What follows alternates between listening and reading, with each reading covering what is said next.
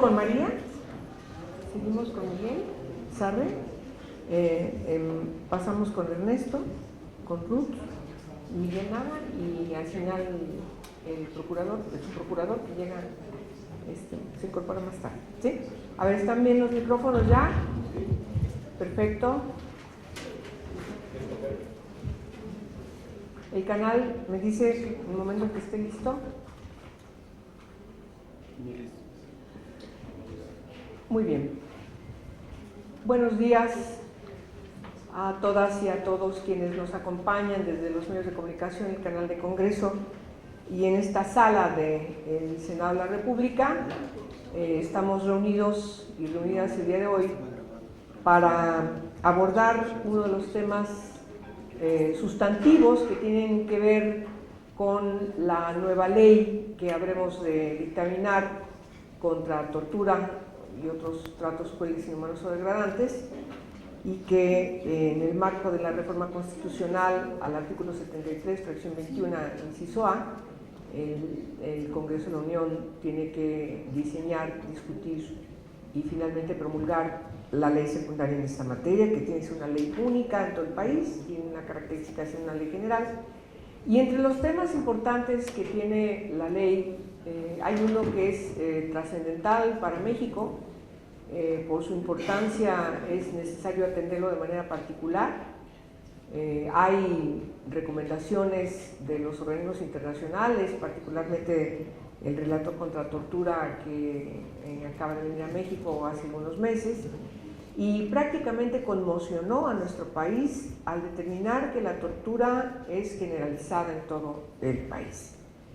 Y entonces hay preguntas diversas, no en relación de la pertinencia o no de lo que el señor relator dijo sobre México, porque él tiene la potestad para decir lo que le plazca en función del análisis que él realice. Él pertenece a un organismo internacional al que nosotros, como Estado parte, me refiero a México, estamos vinculados, de tal manera que las instancias gubernamentales pudieran entrar en discusión si es cierto, si no es cierto, qué tanto no. Pero lo importante de nuestra discusión del Senado de la República, particularmente de quienes estamos al frente de algunas comisiones cuya materia es intrínseca a relacionarnos con ella, como es el caso de las comisiones en las que participamos, pero también es importante escuchar a quienes desde su quehacer político, desde su quehacer en la organización no gubernamental o desde su quehacer como parte del organismo autónomo en materia de derechos humanos, desde el ámbito donde las y los invitados que tenemos el día de hoy nos dirán, nos observarán qué es lo que piensan de uno de los temas importantísimos y trascendentales que deben estar en la ley, que forman parte de esta materia y que tienen que ver con el mecanismo nacional de prevención de la tortura. Conviene recordar que la Asamblea de Naciones Unidas, cuando aprueba el protocolo facultativo de la Convención contra la Tortura y otros tratos, penas crueles, inhumanos o degradantes, en la resolución 57/199 del 9 de enero del 2003, este protocolo, por su importancia, nuestro país, el Estado mexicano, determina que en cuanto entró en vigor este protocolo, determina dotar de la facultad para fungir como el mecanismo nacional de prevención de la tortura en México a la Comisión Nacional de los Derechos Humanos.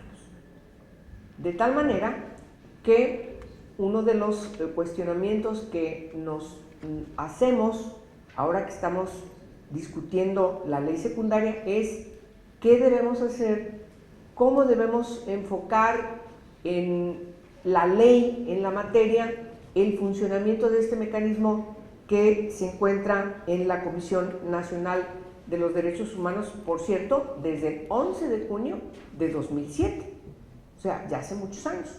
Vamos a hablar de eso y, por lo tanto, estoy muy contenta de que estén las personalidades que voy presentando a cada una de ellas en este conversatorio, en primer lugar saludándolas y pidiéndoles que desde su ronco pecho digan lo que quieran.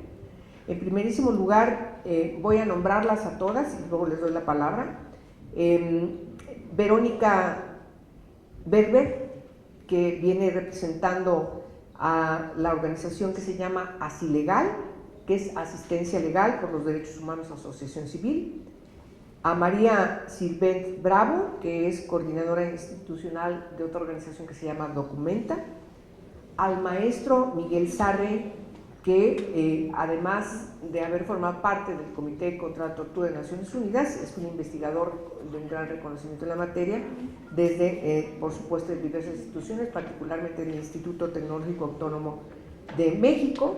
El licenciado Ernesto López Portillo, que es el director ejecutivo de INCIDE, que es el Instituto para la Seguridad y la Democracia, Asociación Civil. A la doctora Ruth Villanueva, que es la tercera visitadora de la Comisión Nacional de los Derechos Humanos, al doctor Miguel Nava Alvarado, que es el presidente de la Defensoría de los Derechos Humanos de Querétaro, es la Comisión de Derechos Humanos, organismo autónomo en el estado de Querétaro. Y posteriormente se integrará el señor subprocurador de Derechos Humanos y Prevención del Delito y Servicios a la Comunidad de la Procuraduría General de la República, el doctor Eber Omar Betanzos, un poco más tarde. Pues a ustedes les doy la bienvenida y muchas gracias por estar acá con nosotros, y comenzaremos dándole la palabra a la licenciada Verónica Berber Calle para que desde su organización nos platique, nos diga cómo ven, en base a su experiencia, cómo ha funcionado este mecanismo, cuáles son los retos que tenemos en México, y desde su organización también nos importa de manera particular qué es lo que están pensando que debemos tomar en consideración en la nueva ley. Gracias. Muchas gracias. Buenos días a todas y a todos. A nombre de Asistencia Legal por los Derechos Humanos, Asilegal, y su director, el maestro José Luis Gutiérrez Román, agradecemos la atenta consideración de la senadora Angélica de la Peña para formar parte de este evento. Para iniciar este conversatorio sobre el Mecanismo Nacional de Prevención de la Tortura, me gustaría en un primer momento abordar algunos antecedentes que justificaron la necesidad de mecanismos de prevención contra la tortura. En un segundo momento abordaré las características que, de acuerdo al protocolo facultativo de la Convención, debe tener el Mecanismo Nacional de Prevención de la Tortura. Y finalmente haré algunas valoraciones sobre el Mecanismo Nacional de Prevención contra la Tortura. Por cuanto hace a los antecedentes, en el proceso de adopción del protocolo facultativo a la Convención contra la Tortura fue resultado de más de 30 años de lucha de la sociedad civil y del Estado, comprometidos con la prevención de la tortura. La publicación por parte de Amnistía Internacional del primer informe en 1973 sobre la tortura en el mundo causó un notable impacto en la comunidad internacional. Esto contribuyó para que un banquero suizo se dedicara a luchar contra esta grave violación de derechos humanos, por lo que hizo un análisis de los posibles métodos para prevenir la tortura. Dicho análisis concluyó que las visitas a prisioneros de guerra efectuados por el Comité Internacional de la Cruz Roja demostraron que el contacto con el mundo exterior es la mejor manera de proteger a los detenidos, por lo que con el objetivo de promover un sistema universal y permanente de visitas a lugares de detención, se estableció en 1977 el Comité Suizo contra la Tortura, hoy la APT.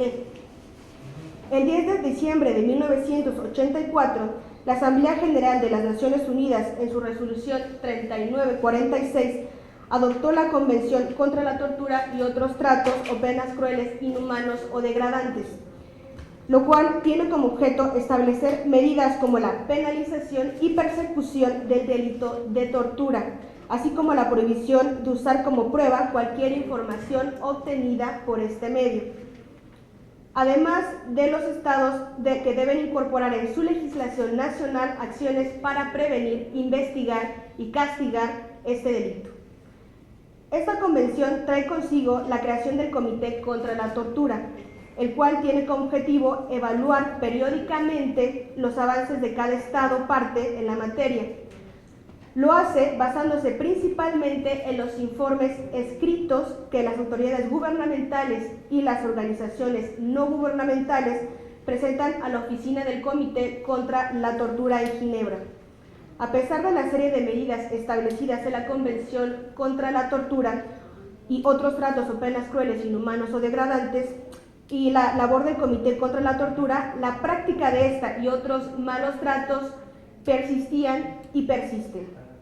Para fortalecer la ardua labor de combatir la tortura en el mundo, en la década de los 80 florecieron iniciativas importantes como la llevada a cabo el 9 de diciembre de 1985 en el 15º periodo ordinario de sesiones de la Asamblea General de la Organización de los Estados Americanos, la OEA, en donde se aprobó la Convención Interamericana para prevenir y sancionar la tortura, la cual tiene como objeto prevenir y sancionar casos de tortura y otros tratos o penas crueles, inhumanos o degradantes. La Convención Interamericana entró en vigor en febrero de 1987.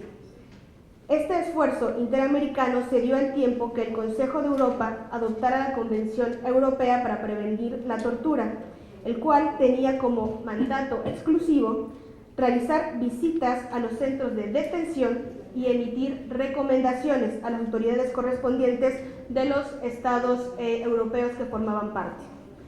Todo lo anterior revivió la idea de impulsar dentro del sistema de Naciones Unidas la modalidad de inspecciones a lugares de detención.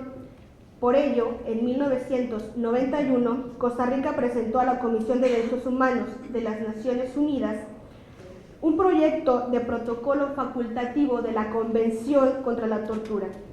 La finalidad del proyecto fue instaurar un sistema de visitas preventivas a los lugares de detención, y cito, con miras a fortalecer, si fuere necesario, la protección de las personas detenidas contra la tortura y otros tratos y penas crueles, inhumanos o degradantes.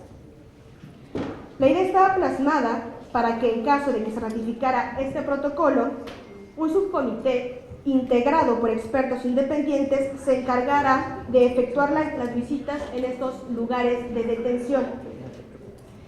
En 1992, la Comisión de Derechos Humanos de las Naciones Unidas estableció un grupo de trabajo que se encargaría de negociar y redactar el texto del protocolo facultativo, lo cual llevó casi una década de negociaciones.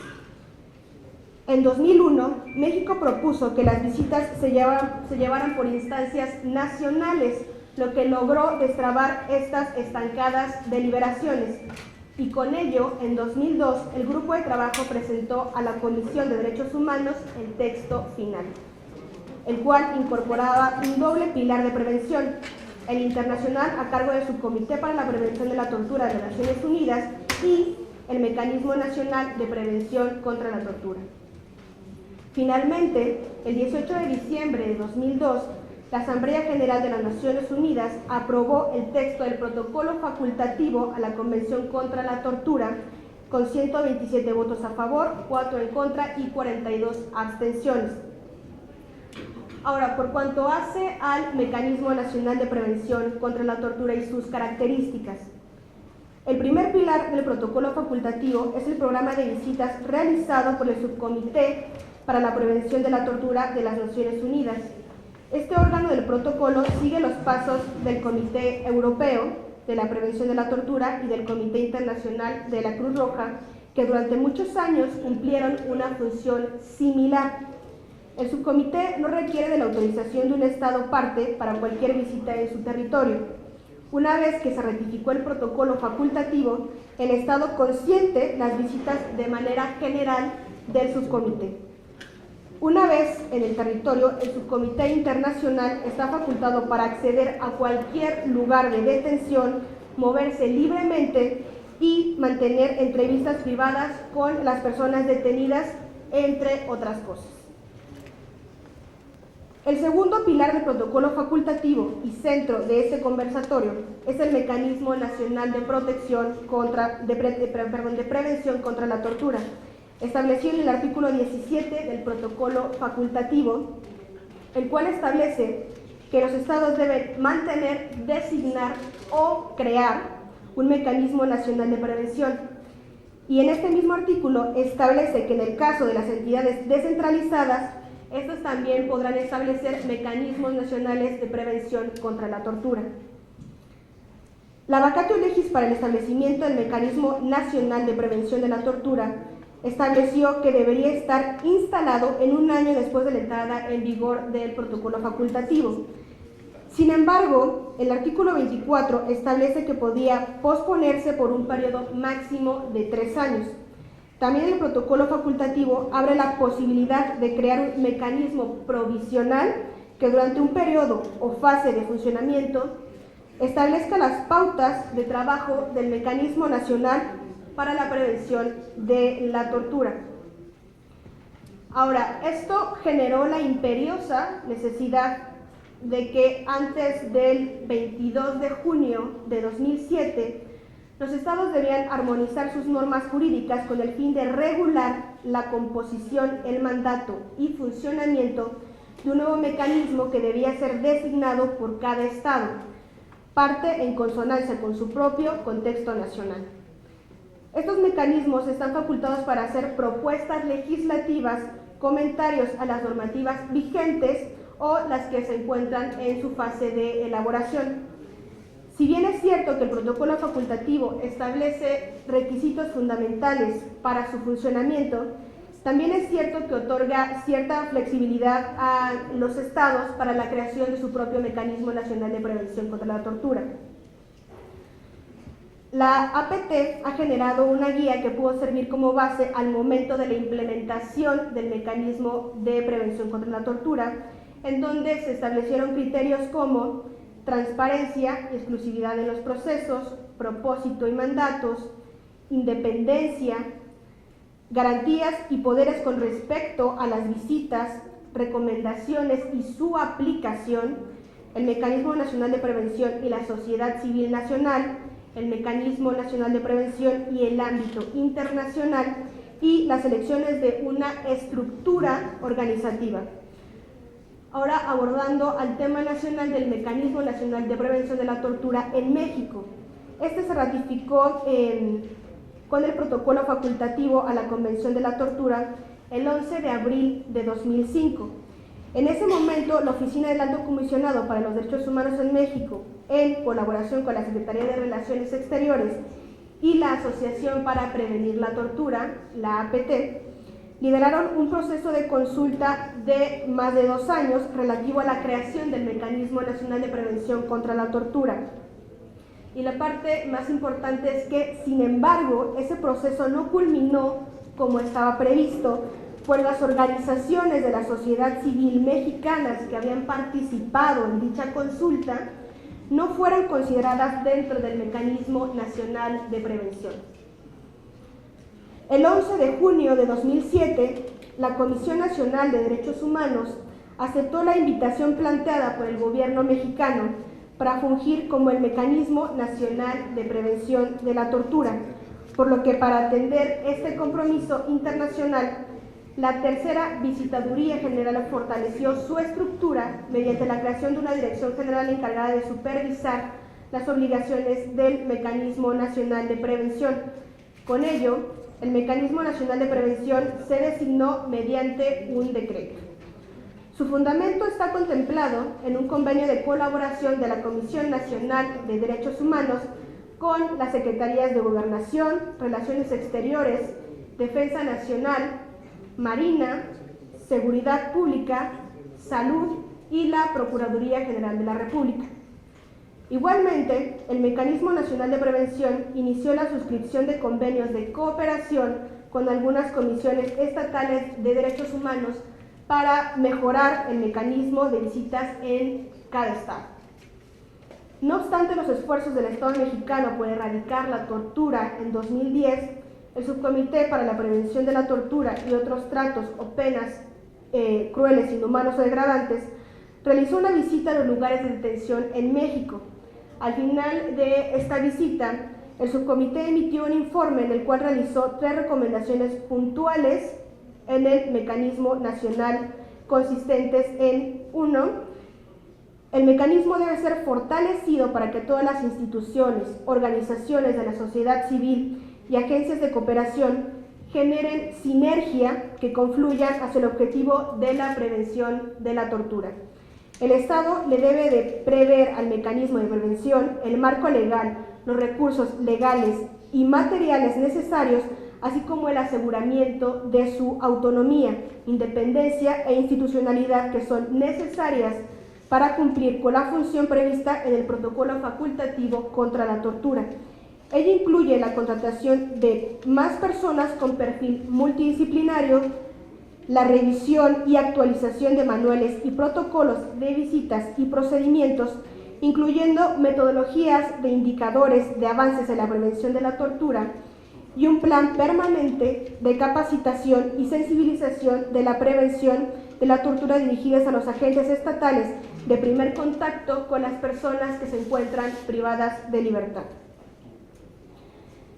Desde el ámbito de su sostenibilidad institucional y autónoma, el subcomité insta a que se promueva una iniciativa de ley para consolidar y fortalecer el decreto originario de creación del Mecanismo Nacional de Prevención. Con ello, se garantizaría un marco más fuerte para la prevención de la tortura, donde quede establecido un plan nacional con roles institucionales dentro del marco de sus respectivas competencias. Permitan establecer una agenda de trabajo con compromisos, monitoreo y evaluación periódica, donde las visitas a los lugares donde se encuentran las personas privadas de libertad también tengan una forma de verificar los procesos en los que respecta la prevención de la tortura y otros tratos o penas inhumanos o degradantes. El subcomité 2. El subcomité para la prevención de la tortura, teniendo en cuenta el establecimiento del Mecanismo Nacional de Prevención en México, ha iniciado un proceso de implementación del protocolo facultativo de la Convención contra la Tortura. Insta a que se promueva su sostenibilidad y consolidación mediante su propia agenda y sus propios informes, independientemente de las tareas propias de la tercera visitaduría dentro de la estructura de la Comisión Nacional de Derechos Humanos. 3. El Subcomité para la Prevención de la Tortura insta a la Federación y a los estados a que cumplan con las recomendaciones del Mecanismo Nacional de Prevención contra la Tortura, emitidas hasta la fecha, así como aquellas que se fueran a emitir en un futuro. Esto se deriva de una obligación internacional recogida en los artículos 22 y 23 del Protocolo Facultativo de la Convención contra la Tortura. Gracias. Muy bien. Muchas gracias, Verónica. Bueno, es muy importante tu intervención porque de entrada nos platica toda la historia, que es muy importante recordar el proceso, cómo se empezó a discutir y finalmente cómo aterriza en México y las dificultades que finalmente hemos enfrentado. Te agradecemos mucho tu participación. Directito nos vamos con María Sigmet Bravo Auja. Ella es coordinadora institucional de la organización Documenta. Y entonces, por favor, si es tan amable tu intervención. Muchas gracias a la senadora por invitarme a este conversatorio.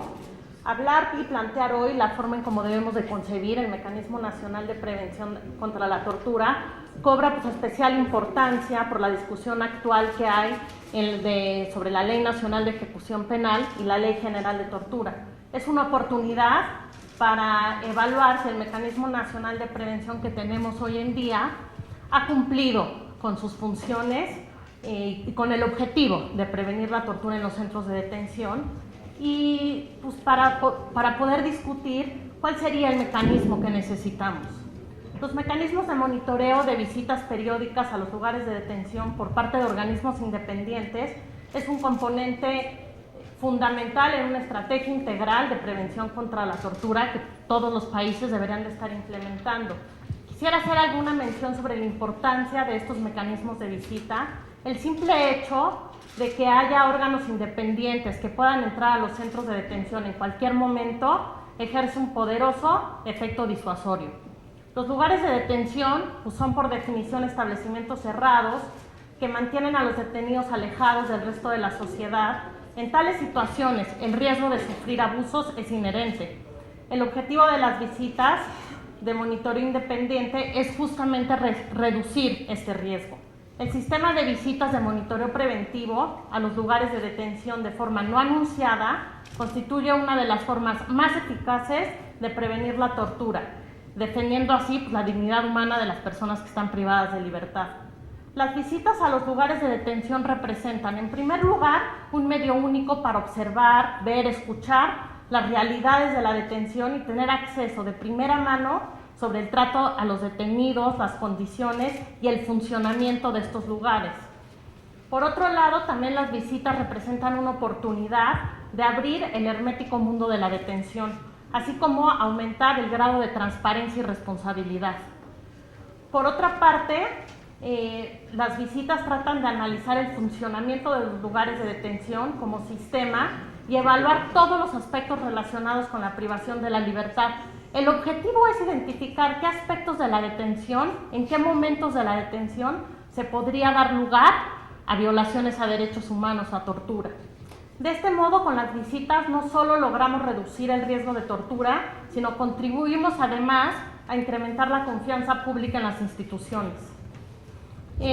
Como ya dijeron, el protocolo facultativo de la Convención de Naciones Unidas desarrolló un sistema de visitas preventivas a los lugares de detención mediante la consolidación de mecanismos de visitas nacionales e internacionales. Es justamente el Mecanismo Nacional de Prevención, el componente nacional de este sistema preventivo establecido por el protocolo facultativo. Los mecanismos nacionales tienen el mandato de realizar visitas preventivas de forma periódica a todos los lugares en donde haya personas privadas de libertad. De conformidad con lo establecido en el propio protocolo, las visitas preventivas pueden tener lugar en cualquier momento, incluso cuando no exista ningún problema aparente. Dichas visitas deberían permitir la realización de informes y recomendaciones concretas para mejorar la protección de las personas. Además, los mecanismos deben opinar, por ejemplo, sobre leyes, reglamentos existentes, proponer reformas, deben publicar cada año su informe de actividades. Estos mecanismos de visitas pueden acceder a cualquier lugar de detención sin necesidad de contar con autorización previa de las autoridades. La importancia y diferencia de los mecanismos nacionales, a diferencia de mecanismos internacionales que también hacen visitas a lugares de detención, es justamente que estos mecanismos nacionales tienen presencia permanente en el país, lo que les va a permitir llevar actividades de monitoreo de forma periódica, establecer relaciones a largo plazo con las autoridades basadas más en confianza, en diálogo. A través de estas visitas periódicas de monitoreo, los mecanismos se encuentran en una posición privilegiada para identificar los primeros signos de alerta y por lo tanto evitar abusos. También como órganos nacionales tienen una mejor posición para proponer medidas preventivas que se adapten a la situación y a los desafíos concretos de los países. Las visitas de monitoreo no constituyen un fin en sí mismas, sino el primer paso de un largo proceso para mejorar el trato a las personas detenidas y a las condiciones de detención, a través del diálogo cooperativo con las autoridades. Por lo tanto, es muy importante también las acciones realizadas tras una visita para prevenir la tortura. ¿Qué estructura deberían de tener estos mecanismos? Como ya se dijo, el protocolo facultativo no impone ninguna estructura o modelo específico. Los estados deben tomar su decisión de conformidad con su contexto, con sus propias instituciones, con sus presupuestos. Existen muchos modelos, por ejemplo, el establecimiento de un organismo especializado nuevo en la materia que haga las labores de prevención, la designación de una institución nacional de derechos humanos, como pueden ser los organismos públicos, la designación de una institución nacional de derechos humanos con participación formal de organizaciones de la sociedad civil, la designación de varias instituciones que desempeñen el papel de los mecanismos.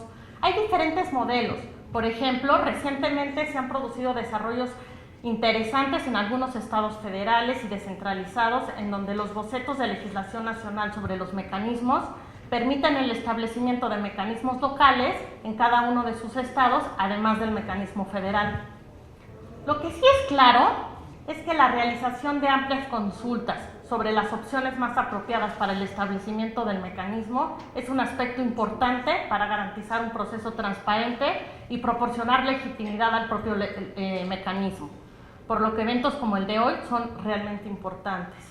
El Subcomité de Prevención de la Tortura recomendó que los mecanismos sean desarrollados mediante un proceso de establecimiento público, transparente, participativo por parte de la sociedad civil y demás actores implicados. Cuando se considere la designación de un organismo existente como mecanismo nacional, la cuestión deberá abordarse abiertamente con los miembros de la sociedad civil. Los mecanismos no hay duda que deben ser independientes, libres de la influencia del gobierno y con recursos suficientes para llevar a cabo su trabajo de forma eficaz. También deben tener competencia para acceder a todos los lugares de detención sin restricciones, acceder a toda la información y ser capaces de entrevistar a las personas detenidas. ¿Qué características debe tener, por ejemplo? ¿Qué se podría establecer en la Ley General de Tortura sobre los mecanismos nacionales? Entre otras cosas, que se debe contar con la participación de órganos autónomos dedicados a la defensa y protección y promoción de los derechos humanos, así como de expertos y expertas en la materia, contar con personal y presupuesto propio y suficiente para posibilitar el buen desempeño de sus funciones, que el personal deba poseer experiencia especializada y demostrable en materia de prevención de la tortura. Deberá establecerse que las autoridades de todos los órdenes de gobierno, en el ámbito de sus competencias, deberán garantizar al mecanismo la entrada a los centros de detención y toda la información que tengan bajo su responsabilidad. Entre varias organizaciones hemos trabajado en una propuesta en la que establecemos que el titular del mecanismo debe ser una persona de reconocida trayectoria pública en la materia. El mecanismo deberá contar con personal operativo multidisciplinario. El mecanismo debe contar con un consejo integrado por personas expertas, académicas o de la sociedad que gocen de reconocido prestigio dentro de la propia sociedad por su experiencia en la materia, quienes no deben de desempeñar ningún cargo dentro del servicio público. El director del mecanismo deberá ser miembro de este propio consejo. También proponemos que los gobiernos en las entidades federativas puedan crear mecanismos estatales de prevención de la tortura sin que la existencia de los mecanismos estatales exima a las autoridades de la entidad correspondientes obligación que tengan de facilitar el trabajo del mecanismo nacional. Quisiera finalizar haciendo hincapié en la necesidad de que las organizaciones de la sociedad civil formen parte de este mecanismo. Se le debe dar bases legales al monitoreo independiente que realice la sociedad civil, ya que esta no puede depender de la voluntad política de las autoridades. En este sentido, tanto la Ley Nacional de Ejecución como la Ley General de la Tortura debe establecer la supervisión independiente por parte de organizaciones de la sociedad civil. No debe quedar duda de que la gestión penitenciaria y de todos los demás centros de detención debe regirse por criterios estrictos de transparencia, apertura y monitoreo independiente. La apertura de los lugares de detención al escrutinio público es esencial para garantizar el respeto de los derechos humanos de las personas privadas de libertad. Muchas gracias, María. Bueno, pues me parece que estamos iniciando muy bien. Primera intervención, segunda intervención y continuamos. Después de hablar de las características, las dificultades que tienen en lo concreto, pues vamos a hablar ahora de la expertise de Miguel, cuáles son las broncas reales que enfrentamos y que conoces también muy bien. Perfecto, muchas gracias, senadora. Te escuchamos. Gracias.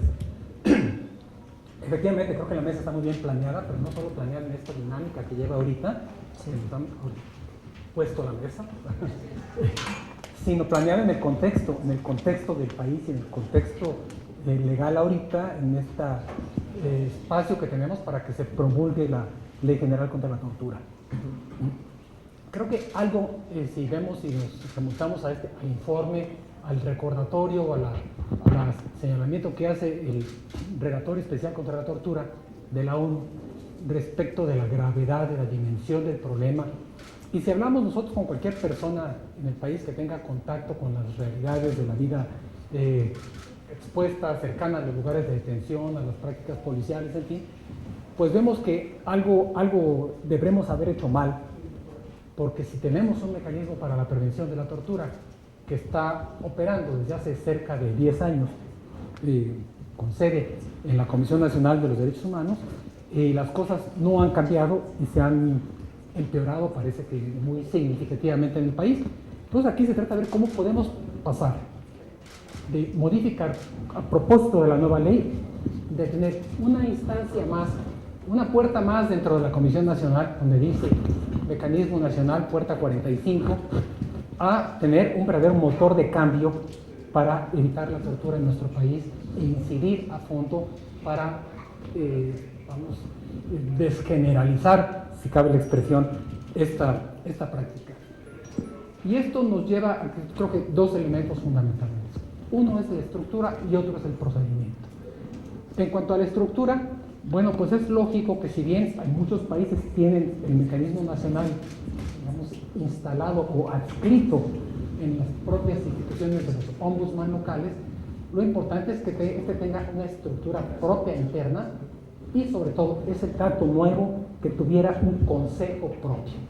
Valga la representación, digamos. Yo visualizo el mecanismo nacional como un organismo de la sociedad instalado, operado con un secretariado puesto por el ombudsman, puesto por la Comisión Nacional de los Derechos Humanos o en su caso por comisiones locales. Es decir, no se trataría de crear una estructura paralela, lo cual sería costoso e inoperante, sino tener todo el apoyo de la sociedad, todo el apoyo representado en este consejo técnico, consejo de personas con sensibilidad y conocimiento específico sobre la tortura, y a la vez beneficiarse de toda la enorme infraestructura que tiene la CNDH. Esa es la visualización, eso es lo que creo que tiene que cambiar, y ahí entiendo que se está generando un gran consenso pues para tener este reforzamiento de un consejo ad hoc dentro de la Comisión Nacional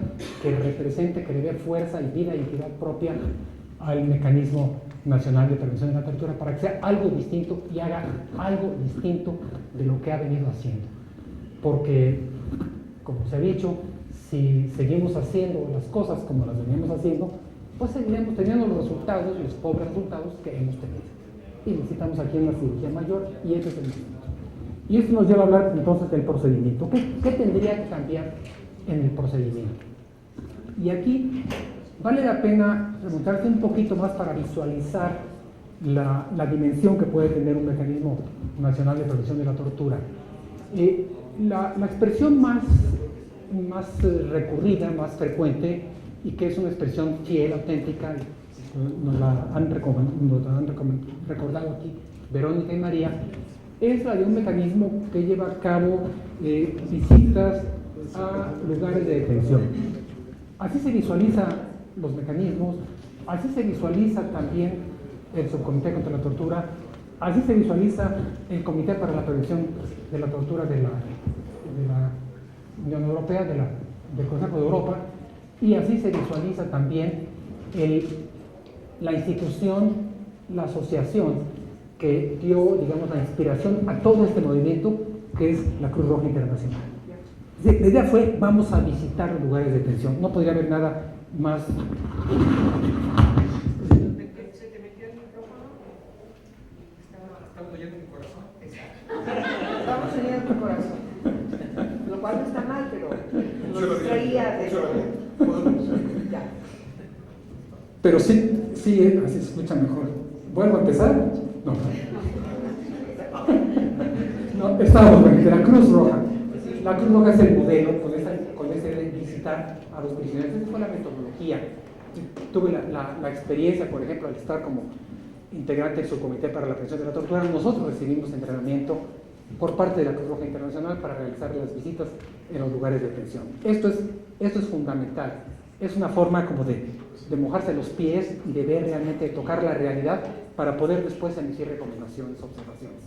Sin embargo, hay otra función que muchas veces pasa desapercibida y apenas se menciona de lado, que no consiste tanto en visitar los lugares, sino en visitar los sistemas, visitar las estructuras, visitar las organizaciones, visitar los archivos, que a veces pueden ser los archivos que no son archivos en los centros de detención, sino que son los archivos centrales, que pudieran ser los archivos o los expedientes en la propia Procuraduría General de la República, por ejemplo. Es decir, todo está conectado, no es nada más la condición material que responde muy bien a la idea de la Cruz Roja, es la visita ya con una perspectiva mucho más legal de ver cómo están funcionando las estructuras. Y entre esas estructuras está lo que podríamos decir una visita, entre comillas, a las leyes. Hay que revisar el marco legal. Y bien lo decía María, lo señalaba también Verónica, y María hacía la referencia y la vinculación, por ejemplo, de este mecanismo con la Ley Nacional de Ejecución Penal que se está discutiendo en estos momentos ahorita. Si el mecanismo, un mecanismo con toda su potencialidad, ya estuviera en pie, un mecanismo como el que queremos, ahorita el mecanismo estaría presente, pero estaría aquí, ahorita, influyendo en la Ley Nacional de Ejecución Penal para asegurar cuestiones tan básicas, por ejemplo, como que los jueces de ejecución penal, los tribunales de ejecución penal, tengan competencia sobre las personas procesadas y las personas sentenciadas, algo que al día de hoy todavía se está discutiendo. Y entonces vendría siendo el factor que inclinaría la balanza de decir, por Dios, si hay un juez de ejecución que tiene como función garantizar los derechos humanos en el sistema penitenciario mexicano, pues que garantice los derechos humanos de los sentenciados y también de los procesados, que no deje a los pobres procesados en el limbo, que además de estar en prisión preventiva sin tener condena, carecerían de la protección de un juez de ejecución cuando tienen un problema de su visita, su alimentación, su salud, su seguridad personal, etc. Ahí sería, creo que aquí estaría vivamente reflejada cuál debe ser la función de un mecanismo. A lo mejor en la mañana va a estar visitando el reclusorio de Santa Marta, pero en la tarde tendría que estar aquí peleando para que el sistema ordinario judicial que va a proteger los derechos humanos en reclusión funcione adecuadamente y no se cree una estructura que protege nada más a la mitad de la población penitenciaria. Y entonces esto tendría que verse reflejado en la ley y verse reforzados algunos conceptos para insistir en esta función de revisar las estructuras, los mecanismos, los procedimientos y las leyes para modificar las causas que generan las violaciones más allá del abuso específico en los centros penitenciarios. Lo mismo sería aplicable desde luego a otros centros de detención, a las estaciones migratorias, por ejemplo. Había que ver y incidir en la ley, en la legislación migratoria, para ver qué pasa ahí, qué elementos de debido proceso se pueden introducir ahí para que las estaciones migratorias respeten los derechos humanos. Habría que ir hasta los temas de justicia cívica para ver qué pasa en nuestras delegaciones y que lleguemos hasta las celdas delegacionales, los sitios de detención administrativa, en fin, en todos los sistemas que tienen que ver con la detención de las personas. Y aquí creo que tendría que haber también una conexión muy fuerte en esta misma idea de apoyar y aprovechar toda la infraestructura creada de las comisiones de derechos humanos para utilizar sus mecanismos y sus recursos legales como la facultad de citar a servidores públicos, fortalecer las medidas de apremio para hacer efectivas sus visitas. Sabemos que el ombudsman tiene ojos y manos, tiene voz, sabemos que no tiene poder decisorio, pero no se le puede impedir el acceso, no se le puede impedir la visita, no se le puede impedir la documentación de los casos. Entonces, esto habría que fortalecerlo mucho para que su función de investigar pueda cumplirse cabalmente y conectar también sus funciones con el sistema judicial. Y aquí tendría que conectar también para que toda la información que se recaba directamente por el mecanismo y la que se recaba por la Comisión Nacional de los Derechos Humanos pueda judicializarse en los procesos penales en sus dos vertientes, tanto para invalidar pruebas obtenidas en forma contraria a los derechos humanos, como para llevar a cabo los procedimientos penales cuando hay la comisión de delitos de tortura y otros delitos conexos con motivo de la persecución de otros delitos. Es decir, tiene que ser como un sistema que nos sirve todo. En síntesis, creo que el momento es espléndido y están dando los elementos y hay el potencial reflejado muy claramente en esta en los demás compañeros de esta mesa, compañeras, para tener una ley que nos coloque en una situación donde de aquí a 10 años podamos decir es que el mecanismo influyó determinantemente tanto en su acción de visitas y de supervisión, pero no se quedó, no se limitó a ser una especie de inspector de centros de detención, sino que fue un agente de cambio e incidió decididamente en leyes y estructuras que nos permiten en el 2025 tener un México sin tortura. Muchas gracias. Muy bien, muchas gracias. Muchas gracias, Miguel. Pues ahora entremos a la otra opinión. INCIDE ha convocado a otras organizaciones, han trabajado mucho la materia también y han planteado inquietudes y propuestas muy concretas y sin más rigor de presentación. Ernesto López Portillo, tienes la palabra. Gracias, senadora. Amigos, amigas, es un gusto acompañar en esta mesa. Y la verdad me ha gustado mucho lo que he oído, he aprendido mucho de las expresiones anteriores, el orden, lo sistemático y las observaciones estructurales, como yo les llamo, a las que Miguel ahora pone en la mesa, una mirada integral, ambiciosa, estructural de reforma, de cambio. Yo quisiera empezar diciendo que hacernos cargo de la debilidad crónica del Estado mexicano para autocontrolarse en todo espacio de detención y de privación de libertad.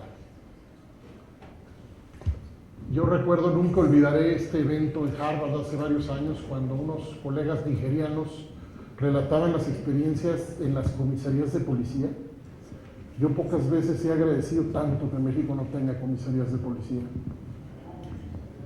4 paredes que encierren a una persona a manos de otra en este país genera riesgos graves. Esa es nuestra experiencia. Voy a hablar desde nuestra experiencia. Tiene razón Miguel, pues algo andaríamos haciendo mal, algo debemos estar haciendo mal si tenemos tantos años con el mecanismo y muchos otros instrumentos y parece que la tortura es un fenómeno, cuando menos digamos, regular. Y aquí me interesa, senadora, enfatizar que el diagnóstico no es compartido respecto a la dimensión de la tortura. Yo creo que no podemos dejar en la mesa esta aseveración y eso tiene que ver con un problema que se reproduce a sí mismo, que es la falta de información respecto a la tortura misma. El Estado mexicano de pronto dice es que el problema no es tan grave, pero el Estado mexicano mismo no provee la información suficiente para poder avalar una afirmación de esa naturaleza. Yo, en las oportunidades que tuve de declarar en torno a la visita de Méndez y de su reporte, yo decía, es que ojalá discutiéramos menos sobre las palabras que usamos y discutiéramos más sobre la evidencia que nos falta en materia de tortura y malos tratos. Cuando yo leo el reporte anual del Mecanismo Nacional de Prevención de la Tortura, lo releí esta mañana nuevamente, yo califico esta mirada como una mirada satelital. Es un reporte que me hace una lista en donde yo termino de leerlo y tengo una visión panorámica general que no me permite mirar con precisión qué está pasando con el mecanismo. Y México tiene una larga data de reportes de este tipo.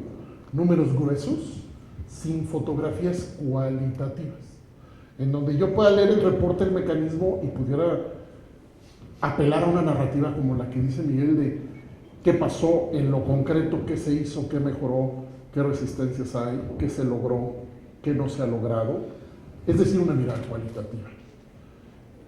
Nosotros estamos impulsando, y muchos más, mecanismos de rendición de cuentas que dejen de apelar a los grandes trazos. Se hizo tanto, se trabajó en tanto, sin que uno pueda realmente saber qué pasó. Son, si me permiten decirlo así, informes que no informan, en términos, reitero, cualitativos del fenómeno respecto del cual se supone se rinde cuentas. Quiero decir que es diferente tener estructuras convencionales del Estado que no logran hacer una rendición de cuentas robusta, transparente, democrática, eso es una cosa, pero que estemos hablando de un mecanismo internacional creado para generar a través de canales nacionales rendición de cuentas y que tampoco ese propio mecanismo rinda cuentas como queremos, es otra cosa. O sea, no es lo mismo apelar a la rendición de cuentas de las estructuras convencionales que apelar a la rendición de cuentas de las estructuras creadas para forzar los mecanismos de rendición de cuentas. Es decir, creo que es un doble problema. Un problema en donde la estructura institucional convencional no logra narrar qué es lo que pasa realmente cuando detiene o priva de libertad a una persona, y por otro lado el mecanismo mismo, que está creado para darnos una narrativa de control, tampoco nos da esa narrativa. Es un doble problema. Hay que verificar el proceso de verificación, es decir, hay que crear redundancia. Redundancia es este mecanismo de control sobre control. Esto que propone Miguel de un consejo de organismos de sociedad civil, lo que se mencionó antes en términos de la participación de las organizaciones, yo estoy entendiendo como la idea de pluralizar las miradas para elevar el estándar de rendición de cuentas del propio mecanismo, y lo acompaño completamente.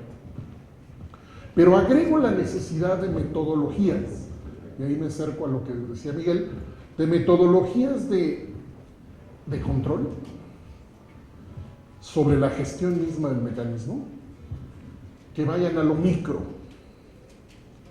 que vayan a la toma de fotografías específicas respecto a lo que implica el uso de los recursos del mecanismo, los que tenga, muchos, pocos, regulares. Es decir, el mecanismo no puede no relatar adecuadamente lo que hace, porque entonces, digamos, se colapsa todo el proceso que tiene atrás en términos de diseño y expectativa para generar un contrapeso al Estado mexicano en torno al uso de una de sus más delicadas y riesgosas potestades, como privar de libertad. Y aquí apelo a un concepto que se utiliza, cuando menos en la teoría de la metodología de políticas públicas, que es el mapeo regresivo. Es un concepto que parece más complejo de lo que realmente es. Cuando uno pasa por la parte de la implementación de las políticas públicas, es decir, el ejercicio de gobierno para cumplir las ofertas de una política pública, hay algunos autores que le llaman a eso la etapa de la promesa incumplida. Es decir, el Estado promete mucho y logra solamente una parte. Y en algunos países y algunas regiones del mundo logra muy poco con respecto a lo que promete. Si uno quiere hacer un mapeo progresivo, lo que hace es ir desde la decisión, permítanme decirlo así, hacia abajo. Después de que se decidió una política pública, se creó un instrumento determinado, hacer un proceso de seguimiento de qué sucedió hasta el implementador final. El mapeo regresivo propone hacerlo al revés. Ir desde el implementador final hacia atrás, de manera que reconstruyas cada decisión que se toma, cada proceso, estructura por la que pasa algún tramo de responsabilidad hasta llegar al momento fundante del mecanismo. De manera tal que sepamos no qué pasó en general, sino qué pasó en concreto y qué nos da hoy el mecanismo y qué no nos da. El concepto me parece que tiene mucha potencia porque en la experiencia de INCIDE, cuando vamos con los actores responsables de implementar algo y nos relatan lo que hacen, aparecen profundas distorsiones entre el mandato y la práctica de los implementadores. Esta ya es una constante en términos de hallazgos en la metodología de INCIDE. INCIDE ha logrado construir reportes diversos que entrega a las propias instituciones, en donde normas y prácticas tienen relaciones tensas, contradictorias, a veces profundamente conflictivas entre lo que la ley ordena y lo que los operadores realizan. Si esto parece teórico o lejano a lo que estamos diciendo, sería una pena, porque en realidad estoy hablando de la capacidad del Estado para construir modelos e indicadores públicos, así como mediciones convincentes respecto a lo que producen sus herramientas. El mecanismo no puede tener una narrativa propia que no convenza a terceros. Eso no puede ser. Tiene que hacer y tiene que convencer. Lo que se espera que haga el mecanismo es extraordinariamente difícil, porque se trata desde el mecanismo de interpelar a una maquinaria burocrática de dimensiones descomunales que, reitero, utiliza las detenciones y las privaciones de libertad para reproducir la violación a los derechos humanos en una dimensión, al parecer, importante. Casi es una propuesta de contracultura el control formal de los procesos de detención y de privación de libertad. Cuando menos en nuestra experiencia, el policía promedio que somete a alguien se asume a sí mismo como dueño de una forma de usar el poder que puede o no tener que ver con la ley. No se diga en los espacios de detención donde no podemos mirar. Termino pues con esto. El mecanismo es para mirar. ¿Cómo le hacemos para que el mecanismo en efecto mire, pero también se deje mirar el propio mecanismo? El mecanismo tiene que ser convincente, nacional e internacionalmente. No puede ser que el mecanismo se convenza a sí mismo nada más. Gracias. Muy bien, muy bien, muy bien. Bueno, estamos entrando a la construcción. Este debate es un debate propositivo. No basta solamente señalar, criticar, quejarnos, sino tenemos que construir.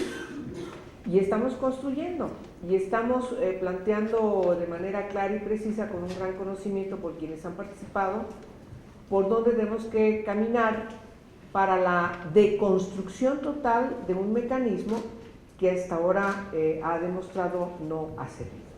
No ha servido para su cometido, no ha servido para su obligación vinculante del país con el mismo, y por supuesto en esa construcción, y tomando consideración de que la Comisión Nacional de los Derechos Humanos también ha tenido su propia transición. Todavía no tenemos ni siquiera el año de que esta nueva comisión, con esta nueva época, está al frente de la misma, pero no hay duda que las instituciones heredan también en lo que no se estuvo. Y en ese aspecto nos parece muy importante que se retomen estas observaciones, y en esta construcción propositiva que estamos haciendo de lo que vamos a tener que legislar próximamente, pues es muy importante también qué opina de sí misma quien conduce el mecanismo. Es decir, qué opina la Comisión Nacional de los Derechos Humanos, qué opinan las comisiones estatales, cuando menos una de ellas. Pero en principio quiero darle la palabra a la doctora Ruth Villanueva, que es la tercera visitadora de la Comisión Nacional de los Derechos Humanos. Tiene en su conducción, en este organigrama de la comisión, que tenemos observación respecto de que no esté en la visitaduría que se encarga, por cierto, de la revisión de los centros de privación de libertad, porque como bien nos lo recordaban, y particularmente los ejemplos que ponía Miguel Sarre, y finalmente la intervención prácticamente al final de Ernesto, tenemos tortura o tratos crueles, inhumanos o degradantes que son infligidos por una persona que tiene el poder sobre otra. El agente de tránsito que somete, el policía que somete, el médico que tiene al frente a personas en un centro psiquiátrico, Es decir, la complejidad del problema no es solamente en los centros de privación de libertad. Los reclusorios o federales o locales, no solamente con personas que están sentenciadas, también las que están procesadas, sino también otras personas que se encuentran en alguna circunstancia de privación de su libertad por un agente del Estado y que es sometido en base a tortura o tratos crueles, inhumanos o degradantes. Ruth, muchas gracias por estar aquí, con toda tu expertise, te escuchamos. Bueno, pues muchísimas gracias. Igual que todas las personas que me han antecedido, pues lo primero, el agradecimiento por esta invitación, por hacer posible que esté aquí la voz de la Comisión Nacional de los Derechos Humanos por mi parte. El presidente manda un cordial saludo, él está atento a todo este tema, es un tema sumamente importante que además a todos nosotros desde el ámbito de la Comisión Nacional de los Derechos Humanos le está demandando toda la atención posible, toda, absolutamente toda. Y entonces, partiendo ya de estos antecedentes que todos hemos escuchado y retomando lo último que decía la senadora Angélica de la Peña, sí es importante hacer este énfasis. En la República Mexicana, aproximadamente hay más de 5,000 centros en donde existen personas privadas de la libertad. Esto es una obligación que todos estos centros son los que tienen que ser objeto del mecanismo que previene, que debe prevenir esta situación de la tortura o tratos crueles, inhumanos o degradantes. Son un poco menos de 400 los que son centros de reclusión, llámense preventivos o para ejecución de sanciones. O sea, ustedes, todos nosotros debemos entender entonces que el marco es muy amplio, va muchísimo más allá de que los centros de reclusión única y exclusivamente. Es un tema que todos tenemos que tener muy en cuenta, muy en consideración, porque se está observando todos los centros de la República Mexicana. Sí, desde el 2007 es una obligación de la Comisión Nacional de los Derechos Humanos, son aproximadamente 8 años que está al frente de este mecanismo. Y este mecanismo efectivamente sí se ha dado a la idea, a la tarea desde organizar el mecanismo, cómo iba a funcionar, por qué estar en esta tercera visitaduría. No fue casual, no fue que a alguien se le ocurrió, no fue donde podríamos pensar que quedaría mejor. No, ¿por qué? Porque tenía una tarea ya, desde que se creó la comisión, de trabajar sobre temas de supervisiones a este tipo de centros. Y la supervisión, como también bien lo decía el maestro Sarre, no consiste únicamente en ir y revisar una parte de algo, sino la supervisión que se realizan en estos temas, tanto en los temas absolutamente de supervisión penitenciaria como dentro del mecanismo, sí consiste en ver las instalaciones. Como están las instalaciones, es parte importante de que tengan un lugar donde dormir, que tengan un lugar de recreación, que tengan un lugar específico en condiciones dignas de vida, no obstante que estén privados de la libertad. Esto es muy importante. De la misma manera se tienen entrevistas con las personas que están privadas de la libertad. Se tienen entrevistas y se aplican encuestas. Estas encuestas son anónimas por todo lo que esto pudiera resolverse o lo que pudiera dar origen si tuviera algún tipo de identificación en donde no queremos, en donde nunca se ha pensado que pudiera haber algún tipo de represalia. Se tienen estas entrevistas con las personas privadas de la libertad, se tienen estas encuestas. De la misma manera se hace una revisión de expedientes.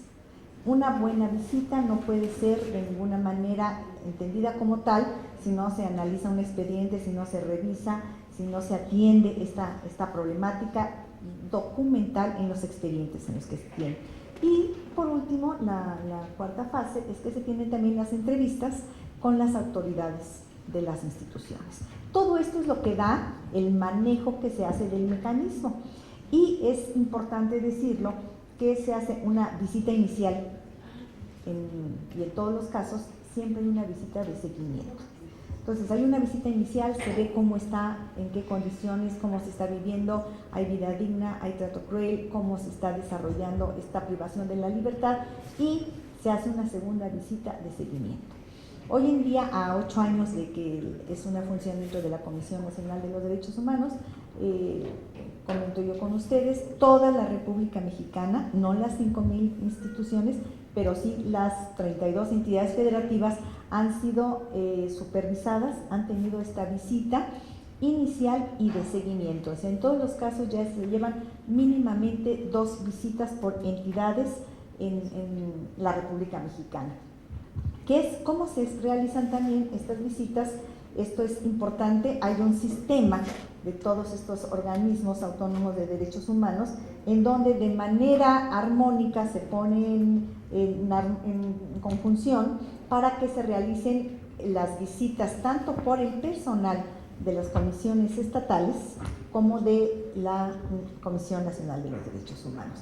Se acompañan, se hacen este tipo de visitas, se observa qué es lo que está sucediendo, se ve esta situación de que hay algunos casos que la competencia es de la comisión estatal o de la institución específica con el nombre que derive en su caso, para que las quejas puedan ser atendidas por estos organismos autónomos. En el caso que sean de la competencia federal, la Comisión Nacional se queda con esto para que se pueda trabajar como una queja sobre de lo cual se está observando.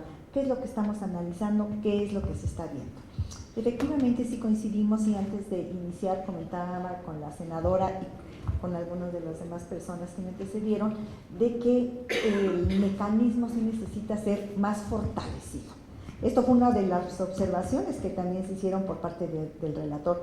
Se necesita fortalecer. ¿Por qué? Porque necesitamos de una infraestructura mayor para que se pueda dar este seguimiento de la mejor manera. Hay un programa, esta es la obligación inicial, un programa de visitas, de prevención, esto es lo que ordena así el protocolo. Es un programa de visitas de prevención que se lleva a cabo, pero no alcanza con un programa únicamente de visitas, se necesita algo más, y también lo señala el propio protocolo y también la lógica nos lo da, que tiene que haber algo más. ¿Qué es esta recomendación? Se tiene que hacer estas recomendaciones. Estas recomendaciones tienen que tener una respuesta. Esta respuesta tiene que tener un seguimiento y además se tiene que hacer un informe, que así se lleva a cabo, bien lo señalaba también el maestro López Portillo. Este informe se tiene que dar a conocer, es importantísimo, tiene que ser del conocimiento de toda la comunidad, se va el informe a Naciones Unidas y se tiene que estar haciendo este fortalecimiento general. ¿Por parte de quién? De todo este sistema de los ombudsman que existen en la República Mexicana, para que efectivamente podamos tener los resultados. ¿Qué tenemos hoy en día? Que todavía hay mucho por hacer, que tiene que fortalecerse, que la normatividad nos está exigiendo también un cambio. Hoy estamos aquí reunidos y es muy bien, es muy cierto, por el tema del mecanismo, pero no aislado. ¿Por qué se tocó el tema del mecanismo? Porque viene un proyecto de ley general. Ese proyecto de ley general que trae en uno de los artículos el señalamiento de cómo podría manejarse este mecanismo. ¿Para qué? Para fortalecerlo. Y si ustedes ven, vamos coincidiendo todos los que hemos hablado en la necesidad de este fortalecimiento.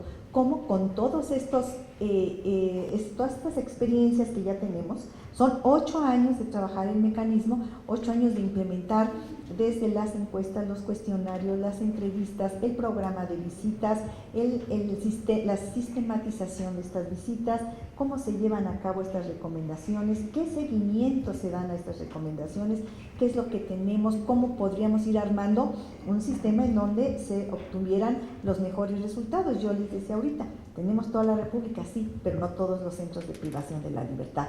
¿Cómo tuviéramos que ir armando esto? Pues con un fortalecimiento del propio mecanismo. Como tenemos todo el sistema en todas las entidades federativas también de los órganos autónomos de defensa de los derechos humanos que colaboran con este mecanismo de prevención de la tortura. Y una cuestión muy importante también, que la asociación civil está inmersa, la asociación civil está en contacto, la asociación civil está interesada. Y esto es muy importante, este interés que se tiene que ir sumando. ¿Cómo realizar estas visitas? También el relator nos decía, en el momento en que en que se crea necesario, no tiene que ser si nos autorizan, si no se autorizan, sino en el momento en que sea necesario, en donde no únicamente en los reclusorios, existen múltiples instituciones, si bien lo decía la senadora Angélica de la Peña, los encontramos desde que están en un centro de arraigo, que existen los centros de arraigo, ahí están en los centros que están a nivel de Ministerio Público, están en múltiples instituciones. Yo les hablaba hace un momento que son más de 5,000 centros que se tienen detectados donde están personas privadas de la libertad. Sobre esto es la tarea donde se están encaminando todas las fuerzas, todos los intereses de la Comisión Nacional de los Derechos Humanos.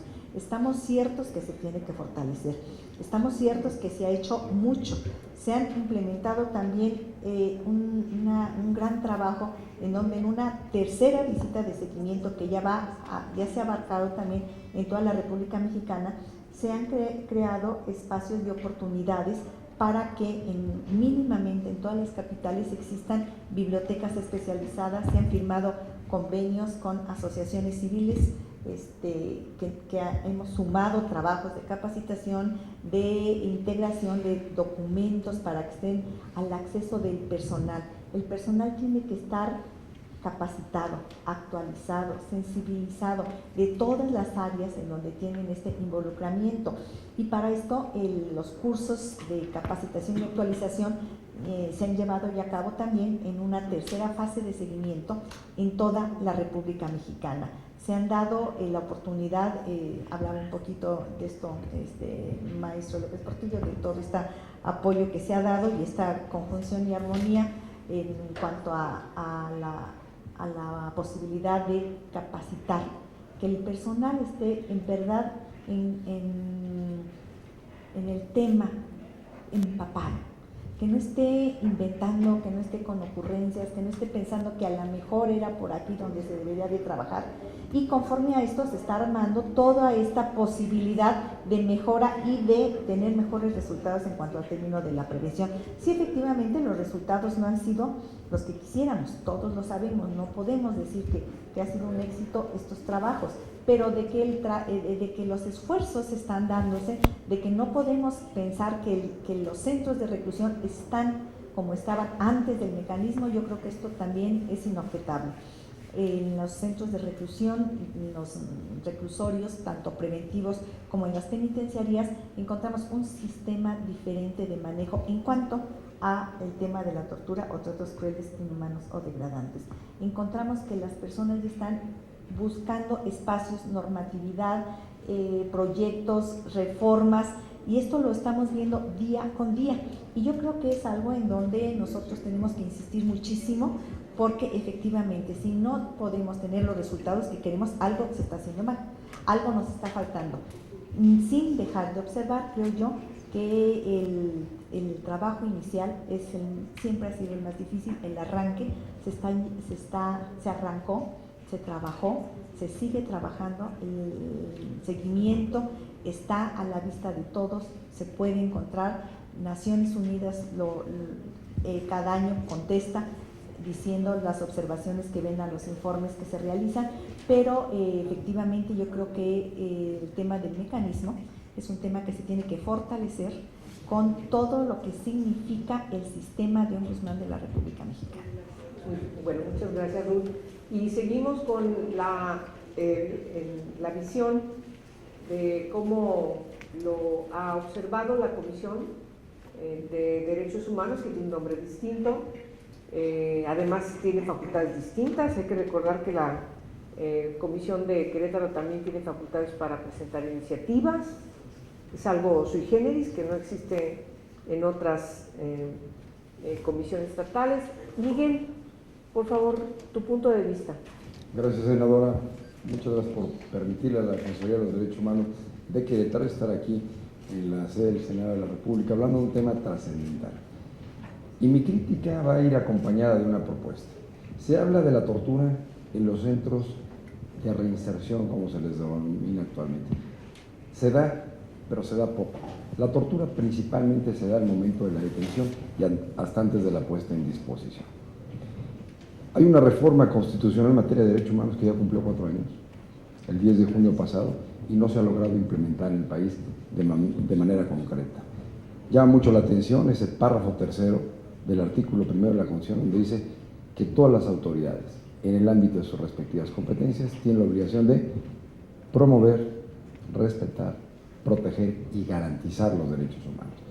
Esto en el mecanismo nacional no ha dado resultados desde su creación. México es parte de este protocolo facultativo a la Convención contra la Tortura, tratos degradantes, crueles e inhumanos, y este protocolo facultativo, como bien lo dijo María, genera condiciones de prevención a la tortura y establece una posibilidad a las partes contratantes de generar un mecanismo nacional. En el caso de México, ya se dijo, lo tiene la Comisión Nacional de los Derechos Humanos desde el 2007. Han pasado 3 presidentes. Luego firmó el doctor Soberanes, pasó por Raúl Plasencia, ahora lo tiene nuestro actual presidente, Raúl González Pérez. ¿Qué encontramos en este mecanismo? Primeramente, habla de aspectos totalmente genéricos, no específicos, y nada más son enunciativos, porque nos damos cuenta que al interior, al menos de la entidad federativa en la que me encuentro, Querétaro, no se cumple. Este mecanismo en el año 2008 le hizo observaciones al Estado de Querétaro.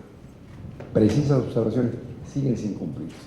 Nosotros hemos recomendado, y lo seguiremos haciendo, para generar condiciones de respeto a la dignidad de las personas, tanto internas como de sus familiares. Pero repito, hoy lo que se observa en lo que es la tortura en nuestro país es previo al encarcelamiento, previo a la puesta a disposición judicial. Resalta lo que acaba de emitir el Comité contra la Tortura. El Comité contra la Tortura, el día 4 de agosto, emitió una resolución. La gente no la conoce. Y esta resolución es el primer caso, de manera en particular, donde se determina que el Estado mexicano, porque la comunicación es al Estado mexicano, torturó a personas. Esto tuvo lugar el día 16 de junio del 2009 en Baja California. 4 jóvenes son detenidos, son torturados dentro de instalaciones militares, de la zona militar en Baja California. Les dieron toques eléctricos en los genitales, les arrancaron las uñas de los dedos de los pies, los asfixiaron, uno perdió el oído, hoy siguen detenidos. El Comité contra la Tortura ya se pronunció de manera puntual en un mecanismo que obliga a nuestro país. Es un mecanismo convencional. Está la Convención contra la Tortura, está el protocolo facultativo que crea estos mecanismos de prevención, de visitas periódicas a nuestro país. Vinieron en el año 2008 y emitieron su informe, su comité de prevención, el 31 de mayo de 2010. Y ahí ya se advertía lo que no existe hoy en México después de tantos años, que se tiene que legislar sobre el mecanismo, del mecanismo nacional de la prevención de la tortura. Porque hoy nos encontramos que sí lo tiene la Comisión Nacional de los Derechos Humanos, pero lo incluye dentro de las facultades de las visitadurías generales en el artículo 61 del reglamento de la ley de la Comisión Nacional de los Derechos Humanos, y se lo pega a la tercera visitaduría. O sea, ahí está en la tercera visitaduría, pero no está reglamentado. El subcomité, producto del protocolo facultativo, habla de esa legislación. No funciona porque no está regulado. No existe ni siquiera como tal en una norma secundaria. Está en un reglamento de una institución protectora de derechos humanos. El propio protocolo habla de que podrá haber uno o más mecanismos nacionales. Hoy, en la presidencia de Luis Raúl González Pérez, ha dado la oportunidad que no se daba antes de estas visitas que dijo Ruth, acompañadas de personal de los organismos públicos autónomos, pero apenas hasta ahora, porque antes ni siquiera se tomaba en consideración. Se hacen las visitas a los centros de detención, pero ¿qué está pasando con las personas antes de que la detengan? Retomo la resolución del Comité contra la Tortura. Lo más grave y el señalamiento más fuerte que le han hecho al Estado mexicano, todavía más fuerte que el informe presentado como el relator especial Juan Méndez, un mecanismo extraconvencional, el relator de la tortura, que habla de aspectos genéricos, aquí habla de aspectos específicos. El gobierno de la República, aunque invitó a Juan Méndez, que estuvo en abril y mayo de 2014, emite su informe, meramente un informe, el día 29 de diciembre de 2014 y lo presenta al seno del Consejo de Derechos Humanos, el Estado mexicano, a través del entonces canciller, se siente ofendido porque habla de que la tortura es generalizada y habla que la tortura se da hasta antes del momento de la detención. Pero por el otro lado tenemos esta resolución del Comité contra la Tortura, la primera, no había antes una en la historia, en donde habla claramente que el Estado mexicano torturó a estas personas. Y el Estado mexicano, al momento de rendir vía diplomática sus reportes al comité, trataba de justificar de tal manera que no pasaba nada, que los mecanismos de jurisdicción interna estaban a salvo. Fíjense nada más, estas personas son detenidas el 16 de junio del 2009. Para el 17 de junio, o sea, un día siguiente, ya los había supervisado un médico de la Secretaría de Defensa Nacional adscrito a la comandancia en Baja California. No advirtió tortura. El mismo 17 de junio de 2009, la Comisión Nacional de los Derechos Humanos recibió la queja. Terminó archivándola a los 2 meses. Una ONG patrocinó a estas personas, reapertura la queja, pero la Comisión Nacional de los Derechos Humanos solamente se pronuncia 6 años, 2 meses, 23 días después. Saca su recomendación el día 7 de octubre de este año, pero después de que el comité ya emitió su resolución. O sea, la comisión entretuvo durante 6 años, 2 meses, 23 días esa situación que reaperturó por una ONG. El Estado mexicano, al momento de contestar, no estaba la administración del presidente Peña Nieto, estaba la administración del licenciado Felipe Calderón Hinojosa. Pasa a la administración de Peña Nieto y el Estado mexicano dice: no le admitas ni llegues al conocimiento porque sus procedimientos de jurisdicción interna están a salvo. Se reaperturó una averiguación previa en el 2012. Hay una queja en la Comisión Nacional de Derechos Humanos del 2010. Pero ¿por qué es tan grave esta situación? Porque el propio comité determina que no era necesario el agotamiento de los recursos de jurisdicción interna. ¿Y por qué no son necesarios? Porque no sirven. Porque estas personas son objeto, después de la declaración en instalaciones militares el día 17 de junio de 2009, son objeto de tortura y le dicen al Ministerio Público de la Federación que denunciaron los hechos de tortura. El propio perito de la Procuraduría General de la República determina que sí existen estas lesiones que advierten estas personas y la PGR no hace absolutamente nada. Absolutamente nada. Vuelve a reportar una averiguación previa en el 2012. No hay ninguna persona consignada de este caso. La Procuraduría General de la República sabe y conoce, como la CNDH, que civiles están en instalaciones militares. Piden la medida cautelar del arraigo, un juez de controles que están aquí en el Instituto Federal para las medidas cautelares, y conceden el arraigo por 40 días, donde están siguen torturándolos, pero en instalaciones militares. El juez de distrito correspondiente emite el auto de formal prisión. Se apela ante un tribunal unitario y el tribunal unitario confirma el auto de formal prisión, cuando sabían perfectamente bien que las personas estaban siendo objeto de tortura. Para esta fecha, les quiero decir que en junio de 2008, 17 de junio de 2008, ya existía la reforma constitucional en materia penal, en donde de manera puntual, en este artículo 20 de la Constitución, que nada más tenía los derechos del imputado, ya hay 3 incisos de los principios generales del proceso penal, en el inciso A, de lo que tiene que ver con los derechos del imputado, en el inciso B, y de lo que tiene que ver con los derechos de la víctima, en el inciso C. Pues en el inciso A, en la fracción 9 del artículo 9, dice de manera puntual que todas las pruebas obtenidas violando derechos fundamentales serán nulas. Ya estaba en vigencia. ¿Y qué pasaba? Una simulación. El Estado mexicano seguía resistiéndose a esta determinación que ya se tomó por parte del Comité contra la Tortura.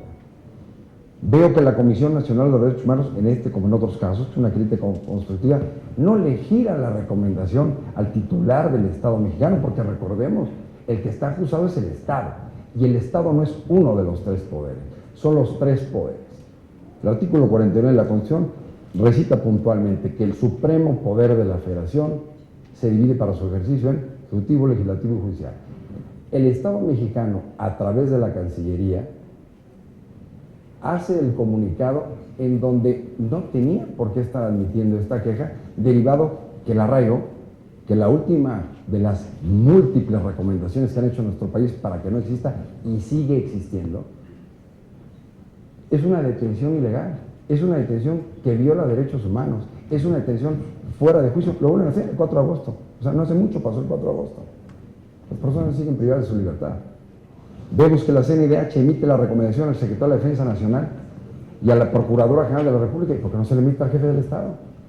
Porque el Estado está diciendo que el Congreso de la Unión avala en las leyes del arraigo, porque el Estado mexicano está diciendo que tiene a salvo sus derechos cuando habían promovido quién sabe cuántos amparos, y de todos modos el Poder Judicial de la Federación no hizo absolutamente nada, ni desde el momento en que giró la orden de aprehensión después de los 40 días de arraigo, ni tampoco la apelación.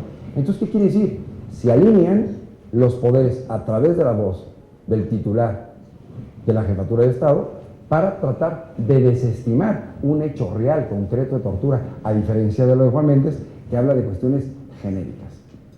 Yo quisiera saber qué va a hacer el Estado mexicano, porque ahí, dentro de la determinación del propio Comité contra la Tortura, dice la excarcelación de estas personas, porque fueron objeto de tortura.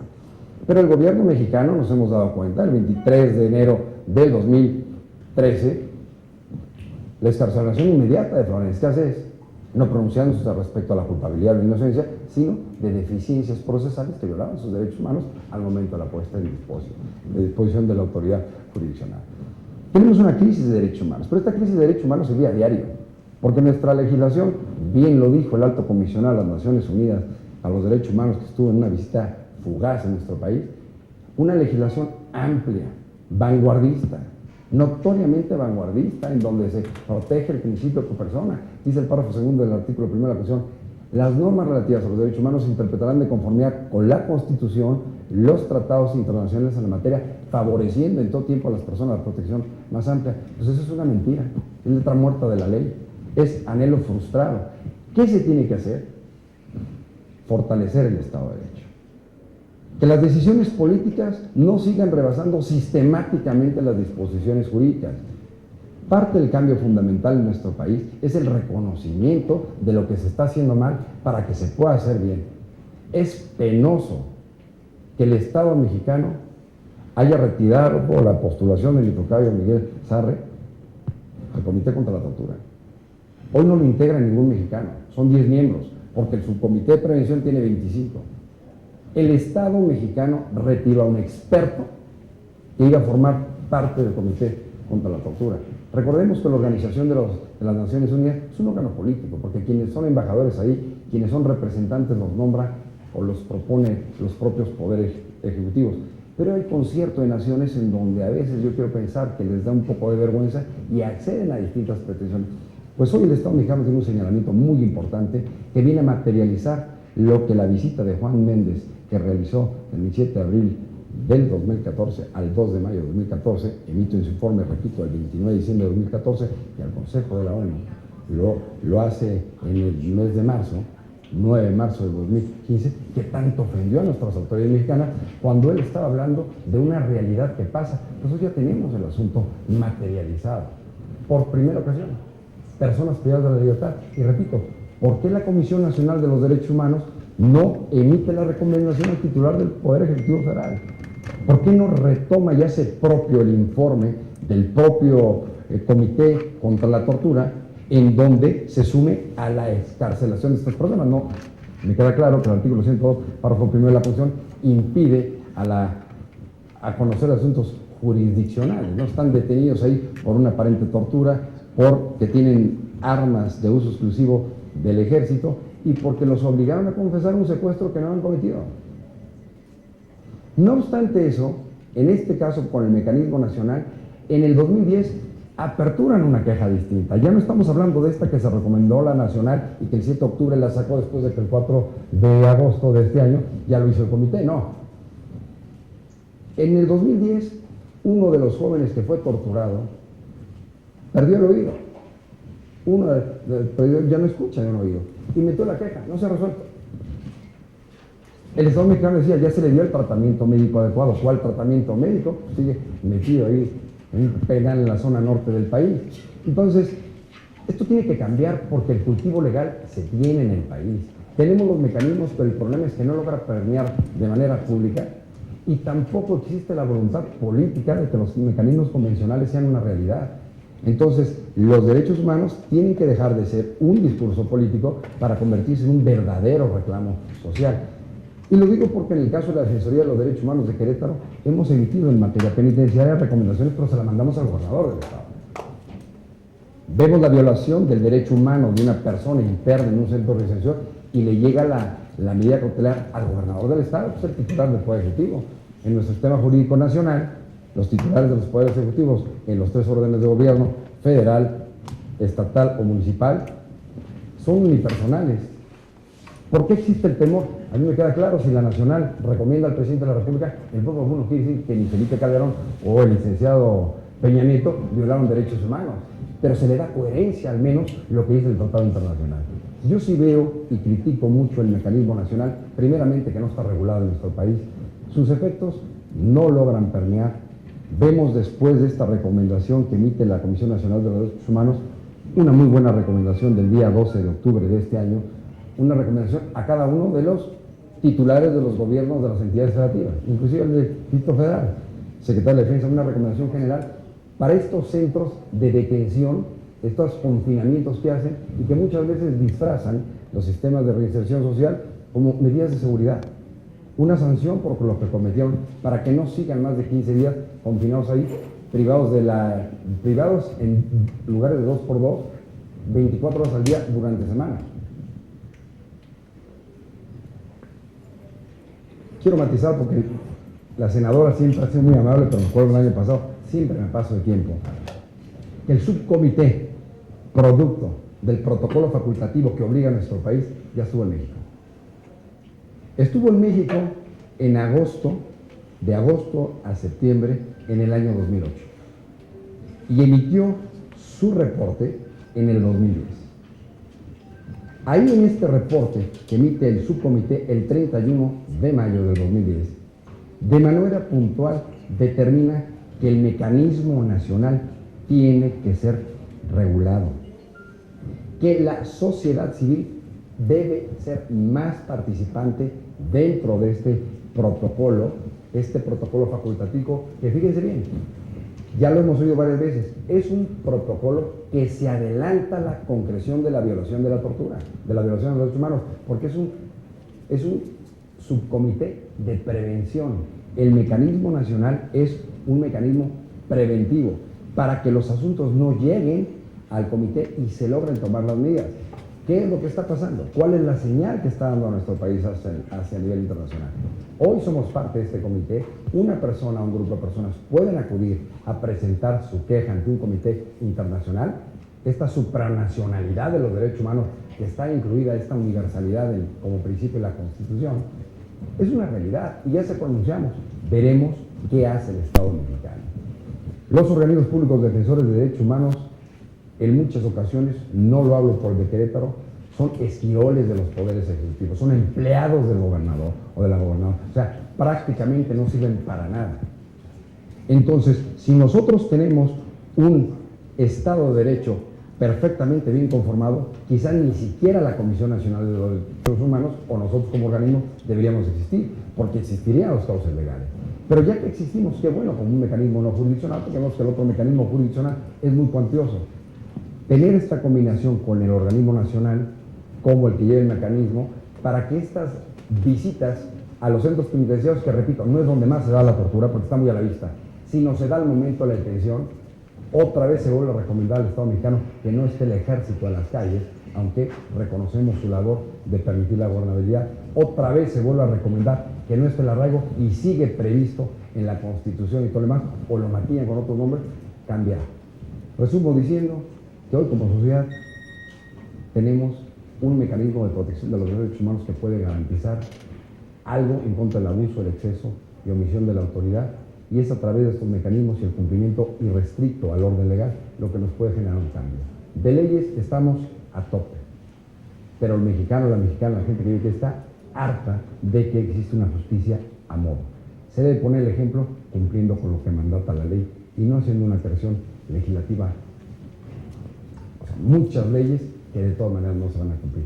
Y ojalá que en este Senado de la República, lo he platicado con la senadora Angélica La Peña, ya sea una realidad, por fin, la reforma constitucional en derechos humanos que tiene que ver con la dignidad de las personas, porque ya vamos para el 5º año y no logra materializarse. Gracias, senador. Muchas gracias, Miguel. Bueno, vamos a terminar esta mesa escuchando la voz también del Ejecutivo a través de la Subprocuraduría de Derechos Humanos de la PGR, porque aquí tengo yo una pequeña diferencia contigo, Miguel. Sí es importante las leyes, es importante revisarlas y es importante transitar a mejorarlas.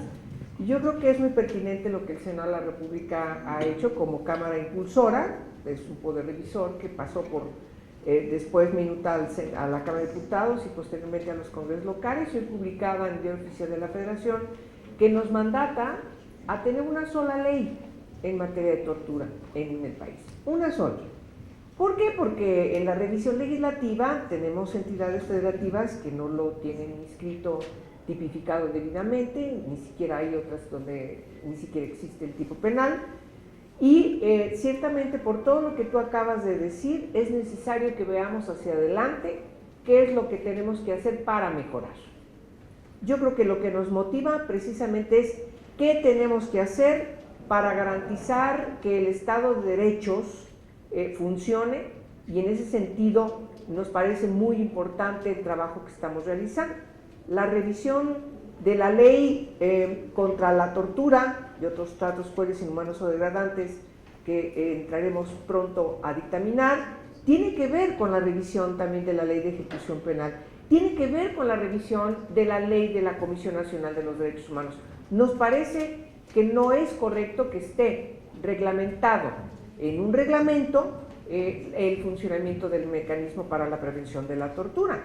De eso trata este foro, y creo que tú nos has puesto en la palestra de la discusión los puntos nodales de preocupación que se están enfrentando en el país. La sociedad efectivamente está harta de que digamos muchas cosas, pero concretemos pocas acciones para cambiar el estado de cosas.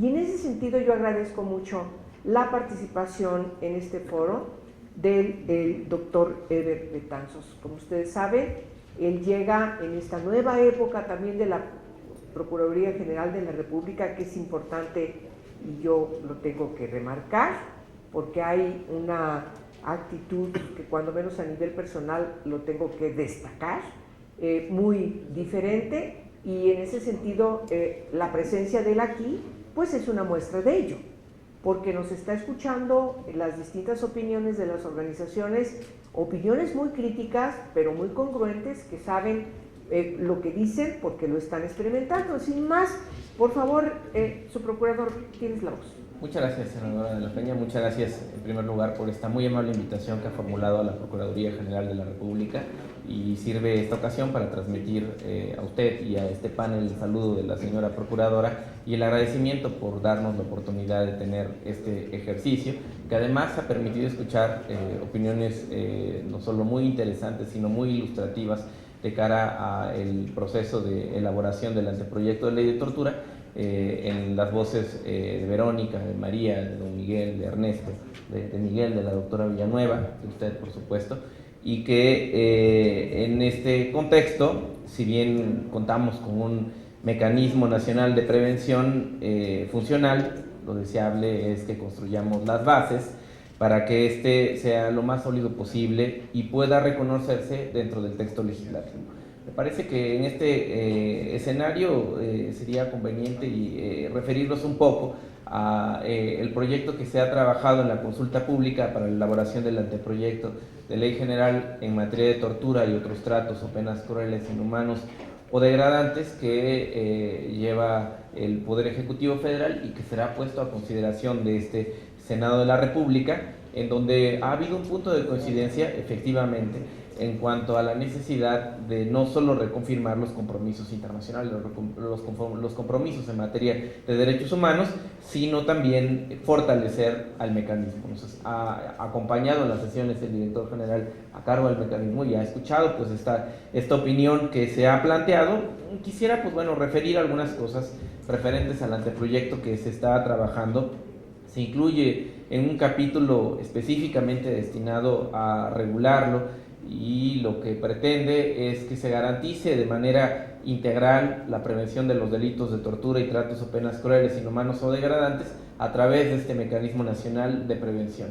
Esto también tiene esta mirada que ha enfatizado Ernesto de el ciclo de políticas públicas que siempre es revisado, que siempre es actualizado y que además parte de no otro sentido más que la realidad cotidiana, esta realidad a la que nos enfrenta Miguel en el caso que refiere y que pues está presente además en nuestra sociedad. El mecanismo que actúa como órgano responsable del sistema de visitas periódicas y de medidas de supervisión a los lugares de privación de la libertad en todo el territorio nacional, que está a cargo de la Comisión Nacional de los Derechos Humanos y que es presidido por el titular de la comisión y que también lo integran los titulares de los organismos de derechos humanos de todas las entidades federativas, considerando que estamos ante un anteproyecto de ley general. El titular de la comisión que actúa como presidente del mecanismo y que puede además invitar de manera permanente a personas, instituciones o representantes de la sociedad civil, de la academia, de los organismos nacionales e internacionales encargados de la protección y de la defensa de los derechos humanos para que aporten sus conocimientos, sus experiencias, su voz crítica respecto de la operación del mecanismo y ello pues marcará además las facultades que están a cargo de este mecanismo para contar con un director ejecutivo, para que expida las bases de funcionamiento y de organización atendiendo a los parámetros máximos en materia de protección de derechos humanos, los lineamientos que esto corresponden y la información estadística que se pueda contar sobre el número de personas que son privadas de la libertad, de lugares de privación de libertad, de ubicación física. Se ha subrayado en esta mesa también la necesidad de que existan indicadores. Debemos decirles que la Procuraduría General de la República, precisamente en unos días, va a presentar a la Conferencia Nacional de Procuración de Justicia un anteproyecto que establece indicadores en materia de derechos humanos que se han elaborado de la mano de la Oficina del Alto Comisionado de la ONU para los Derechos Humanos y que tiene por propósito establecer estos medios y formas cuantitativas de evaluar la forma en la cual las políticas públicas no solo se están diseñando, sino sobre todo cómo se están operando. Ello también implica el acceso a la información sobre el trato de las personas privadas de la libertad, las condiciones de su detención y subrayar de manera muy enfática que hay un acceso sin ningún tipo de restricción a los lugares de privación de la libertad o cualquier otro en el cual pudiera encontrarse alguna persona en esta condición, a que puedan entrevistarse con ellos, salvo que las personas que se encuentran en la situación de privación manifiesten alguna razón personal para que ello no ocurra, que pueda darse un seguimiento a los programas de visitas periódicos que haya, así como también se establezcan los mecanismos para que pueda haber visitas periódicas no programadas. Y también se pone énfasis en que se fomente la participación de las organizaciones de la sociedad civil para el desarrollo integral de las actividades que están a su cargo y también se abra la puerta para que haya visitas de organismos internacionales a estos lugares de privación. Cuestiones operativas que tienen que ver con no solo la publicación de las recomendaciones que se planteen, la presentación de un informe anual de conclusiones, pero también con la posibilidad de que hagan propuestas, observaciones acerca de la legislación vigente o de los proyectos de ley que se establezcan. Este mecanismo también se ha propuesto que tenga una periodicidad de reuniones por un mínimo de cada 4 meses, o cuando algún integrante de la comisión o un caso urgente así lo establezca. Estas diferentes medidas lo que buscan es fortalecer la forma en la cual va a funcionar el mecanismo y empatar cuestiones sustantivas propias del proyecto como aquel que tiene que ver con las sanciones que se establecen desde el ámbito penal a aquella persona que haya participado, haya sido actor o haya tolerado los delitos de tortura y de otros tratos o penas crueles, inhumanos o degradantes. El propósito que tiene el fortalecimiento del mecanismo y la expedición de la propia ley lleva a cumplir el parámetro de regularidad constitucional que nuestra propia Constitución establece en su artículo primero, en el artículo 29, para poder establecer pues también un cumplimiento al protocolo facultativo de la Convención contra la Tortura y otros tratos o penas crueles, inhumanos o degradantes, y las directrices relativas a los mecanismos nacionales de prevención. Desde la Procuraduría General de la República no me queda otra cosa más que agradecer de nueva cuenta la oportunidad de escuchar en este foro a los grandes expertos sobre esta materia y que además son nuestros interlocutores con las organizaciones de la sociedad civil, con la propia sociedad civil, para poder escuchar sus opiniones, sus percepciones en este objetivo conjunto que comparte el Estado de contar no solo con buenas leyes, sino contar con una cultura de los derechos humanos que permita que situaciones como la tortura únicamente queden en un reflejo histórico de aquello que no debe ocurrir nunca, y no como una situación que se cuestione en la realidad cotidiana desde la práctica de conductas que son sancionadas a través de las leyes y las instituciones de procuración de justicia. Muchas gracias. Muy bien, muchas gracias. Muchas gracias. Pues con la intervención del señor Procurador cerramos esta mesa. Este conversatorio contribuye también con otros eventos que hemos realizado y los que tendremos que hacer hacia el dictamen de la ley. Les agradecemos a todos su presencia, sus intervenciones y a todos ustedes su participación. Les voy a pedir que nos paremos acá para una foto final antes de que Ernesto salga huyendo a otro compromiso y todos los demás.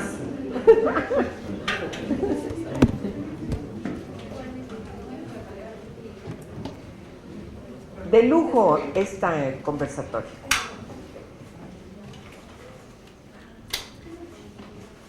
Ni tiempo dieron de peinarme. No, yo tampoco, ni me digas porque ahorita me voy a mortificar.